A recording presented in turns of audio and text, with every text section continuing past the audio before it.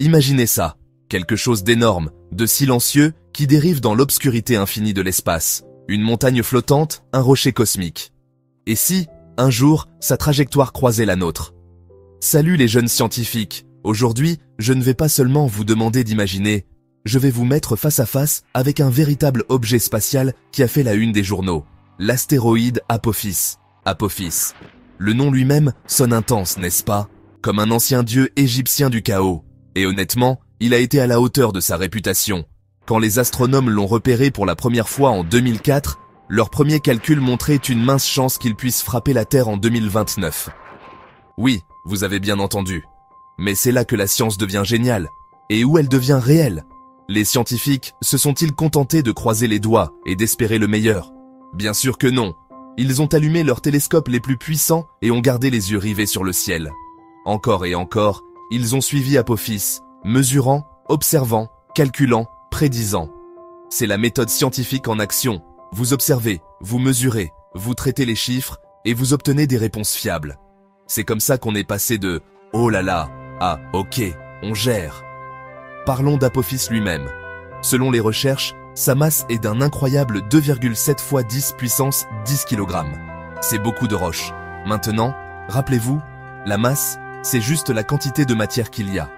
Que vous soyez sur Terre, sur la Lune ou sur Apophis lui-même, votre masse ne change pas. C'est ce que les balances mesurent. Mais le poids, c'est une autre histoire. Le poids, c'est la force qu'une planète, ou dans ce cas, un astéroïde, exerce sur vous.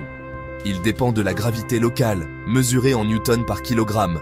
Sur Terre, la gravité, ce que nous appelons G, est d'environ 9,8 kg. Sur Apophis, seulement 0,00011 n kg. Donc, si vous pesez 54 kg ici, vous vous sentiriez presque en apesanteur sur Apophis. Maintenant, qu'en est-il du voyage d'Apophis dans l'espace? Tout est question de gravité. La force universelle qui maintient les planètes et les astéroïdes sur leur orbite. La formule est Fg égale G fois la masse d'un objet fois la masse de l'autre divisé par le carré de la distance entre eux.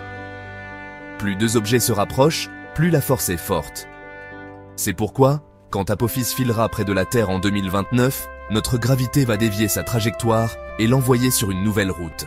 Les scientifiques utilisent les mêmes graphiques que vous utilisez à l'école. Distance en fonction du temps, vitesse en fonction du temps, pour suivre les astéroïdes, comme Apophis. En analysant ces courbes, ils prédisent exactement où il sera et quand. Alors, quel est le verdict? Grâce à toutes ces observations et calculs, nous savons qu'en 2029, Apophis passera en toute sécurité à environ 32 000 km de la Terre, proche mais sans danger. En fait, notre gravité modifiera tellement sa trajectoire qu'il ne représentera pas de menace pendant au moins 100 ans. Toute cette aventure d'Apophis montre ce qu'est vraiment la science. Observer, mesurer, calculer, prédire et nous protéger. Chaque fois que vous entendez parler d'une menace cosmique, rappelez-vous, il y a toute une équipe de scientifiques qui transforment les chiffres en connaissances et les connaissances en sécurité. Alors continuez à poser des questions, continuez à expérimenter et continuez à apprendre. Qui sait? Un jour, ce pourrait être vous qui protégez notre planète du prochain défi cosmique.